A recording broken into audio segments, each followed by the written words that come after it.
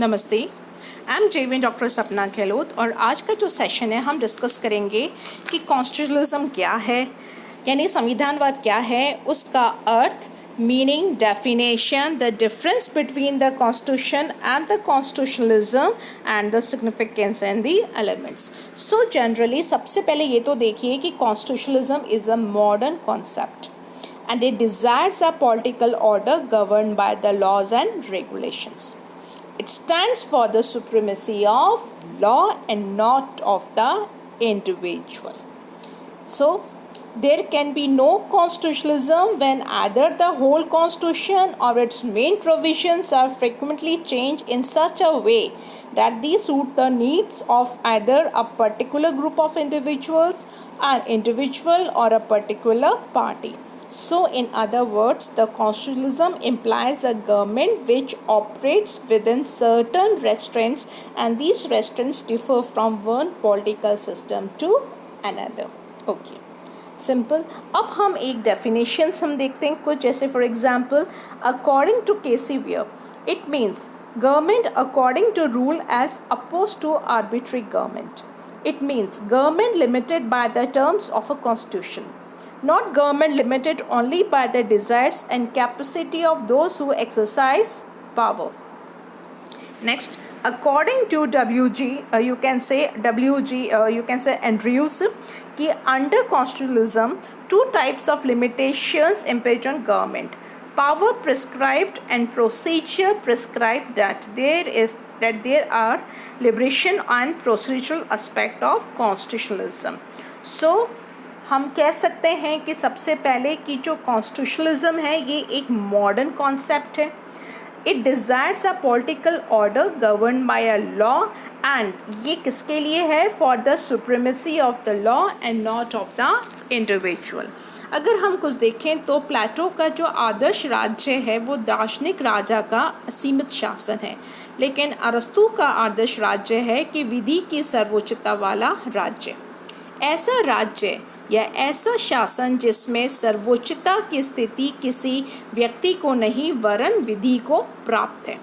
विधि की सर्वोच्चता वाला वह राजा ही विधि का शासन या संविधानवाद है, और अरस्तू को इसलिए हम एज अ संविधानवाद का जनक कहा जा सकता है. सो जनरली इसको देखने के बाद हम कह सकते हैं कि इसकी कुछ डेफिनेशन, जैसे कि केसी वेयर ने लिखा है कि संविधानवाद शासन का अर्थ किसी संविधान के नियमों के अनुसार शासन चलाने से कुछ अधिक है. इसका अर्थ है कि निरंकुश शासन के विपरीत नियम के अनुकूल शासन है. संविधानवाद की वास्तविक सार्थकता और उसके पीछे मौलिक उद्देश्य यही है कि शासन की सीमाएं बांधी जा सके और शासन चलाने वालों पर कानूनों तथा नियमों के मानने पर बंधन रहे. यानी संविधानवाद की धारणा निश्चित रूप से बहुत अधिक व्यापक है, गतिशील है, साथ ही ये एक मॉडर्न कॉन्सेप्ट है. अब हम देखते हैं कि व्हाट इज़ अ डिफरेंस, या you can say difference between the constitution and the constitutionalism, यानी संविधान और संविधानवाद में क्या अंतर है.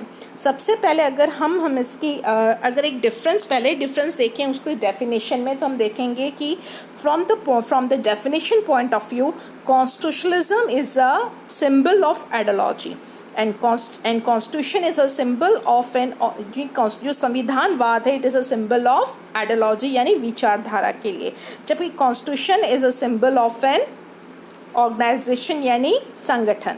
Constitution includes the values, symbol and beliefs of a country. Constitutionalism is an expression of the philosophy implied in the Constitution. Second, by nature there is a difference between the Constitution and constitutionalism. यानी whereas on one side aims are important in constitutionalism, on the other side the arrangement of good means are important in the Constitution. Second, the next one, by origin whereas the constitutionalism has been the result of continuous development, whereas constitutionalism have been enacted from time to time. यानी जो constitutionalism है it's been result of किसका? Continuous development का, और constitution have been enacted from time to time. Next, by scope, constitutionalism has wide scope in comparison to the constitution, and on the basis of the legitimacy of constitutionalism is based on ideology, and constitutionalism and the constitution is based on law. So generally अगर हम इसको अंतर देखें इन दोनों में तो हम यही बोलेंगे कि परिभाषा की दृष्टि से कि जहाँ संविधानवाद एक विचारधारा का प्रतीक है, वहीं संविधान किसका है, एक संगठन का प्रतीक है। संविधान में किसी राष्ट्र के मूल्य, विश्वास और आदर्श निहित रहते हैं, जबकि संविधानवाद में उन सिद्धांतों का समूह है जिनके आधार पर शासन शक्तियों और शासकों के अधिकारों तथा उनके सीमाओं का निर्धारण होता है। नेक्स्ट ये है कि जब प्राकृतिक दृष्टि से भी दोनों में अंतर किया जा सकता है, तो संविधानवाद में लक्ष्यों और उद्देश्यों की प्रमुखता होती है, जबकि संविधानवाद में साधनों की सुव्यवस्था को प्रधानता दी जाती है। संविधानवाद रूपी साधन के माध्यम से ही संविधानवाद के लक्ष्यों को प्राप्त करने की चेष्टा की जाती है। अगर हम इसके ओरिजिन से देखें तो संविधानवाद सदैव और आवश्यक रूप से विकास का प्रतिफल होता है, जबकि वर्तमान समय में जो संविधान यानी जो कॉन्स्टिट्यूशन है सामान्यतः निर्मित होते हैं। नेक्स्ट, अगर हम लेजिटिमेसी पे करें तो यही कहेंगे कि औचित्य के आधार पर यदि अंतर करें तो जहाँ संविधानवाद के आदर्शों के औचित्य का प्रतिपादन मुख्यतः विचारधारा के आधार पर होता है, वहाँ संशोधन का औचित्य मुख्यतः विधि या कानून के आधार पर ठहराया जाता है।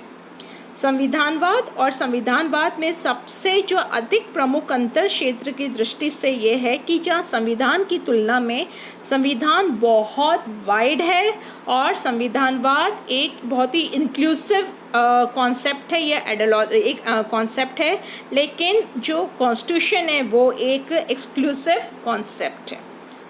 अब हम देखते हैं द डिफरेंस बिटवीन का हमने देख लिया। अब जो जनरल अगर आपसे पूछें कि हाँ अगर डिस्कस करें कि अगर इसके एलिमेंट्स हैं तो जनरली पिनॉक, कैन, स्मिथ ने कुछ इसके एलिमेंट्स बताए। पहला है दैट इज़ रिगार्डिंग संविधान कॉन्स्टिट्यूशनलिज्म से, वो ये है कि the constitution has an embodiment of essential institution, यानी generally all written constitution mentions the organs of government and restraints over them, and these countries there is a clear distribution of the powers of the different organs of the government and their personal relation too.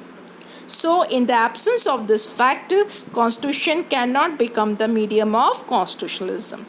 Second ये है कि the constitution as restraint upon by political power, और ये जो रेस्ट्रेंट्स हैं इसके जैसे कि rule of law, provision of fundamental right, separation of power, decentralisation of power, provisions for convention etcetera.